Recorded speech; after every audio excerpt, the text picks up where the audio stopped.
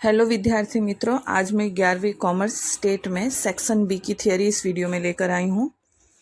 Video को पूरा देखेंगे, जिसमें चैप्टर नंबर 3 केंद्रीय स्थितिमान के माप, जिसका पहला प्रश्न है माध्य का कोई एक लाभ बताइए। तो माध्य के यहाँ मैंने 2 लाभ लिखे हैं। पहला है माध्य की परिभाषा स्पष्ट एवं निश्चित होती है और इसकी गणना में सभी अवलोकनों का उपयोग किया जाता है।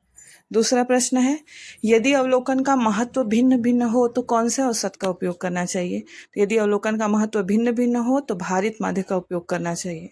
कोई भी 2 स्थानीय औसत के नाम लिखिए जिसमें माध्य प्रथम चतुर्थक, तृतीय चतुर्थक, दशांशक, शतांशक लिख सकते हैं। अगला प्रश्न है माध्य मध्यिका और भुजटक के बीच का आसादित सूत्र लिखिए। तो माध्य मध्यिका भुजटक के बीच का आसादित सूत्र है MO = 3m - 2x बार। यहाँ x की जगह x बार आएगा। अगला प्रश्न है भुजटक की परिभाषा दीजिए। तो मित्रों, भुजटक की परिभाषा होगी दी गई सूचना में से जिस अवलोकन का मूल्य सबसे अधिक बार पुनरावर्तित होता है तो उस मूल्य को सूचना का भुजटक कहा जाता है। अगला प्रश्न है माध्य, माध्यिका और भुजटक के बीच का आसादित सूत्र देने वाले आंकड़ा शास्त्री का नाम लिखिए। तो आसादित सूत्र MO = 3m - 2x बार वाला सूत्र कार्ल पियर्सन ने दिया है। अगला प्रश्न है 10 अवलोकन का माध्य 55 है। यदि महत्तम अवलोकन का मूल्य 100 से बढ़कर 110 हो जाए तो मध्यिका का नया मूल्य ज्ञात करो।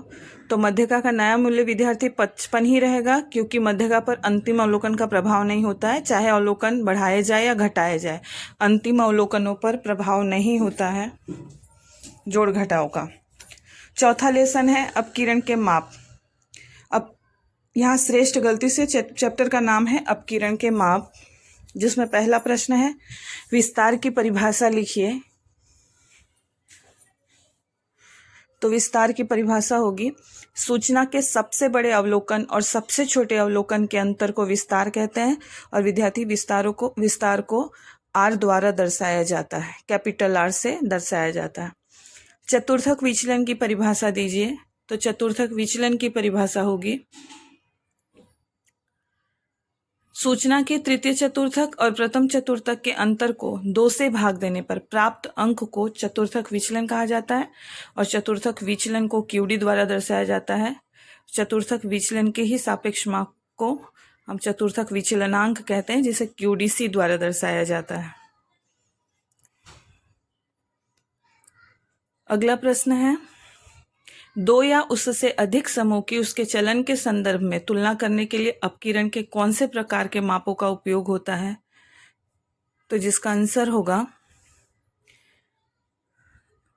चतुर्थक विचलनांक QDC, औसत विचलनांक MDC और विस्तारांक। प्रमाप विचलनांक भी ले सकते हैं, चलनांक भी ले सकते हैं। चौथा प्रश्न है अपकिरण का श्रेष्ठ माप कौन सा है। तो मित्रों, अपकिरण का श्रेष्ठ माप प्रमाप विचलन है।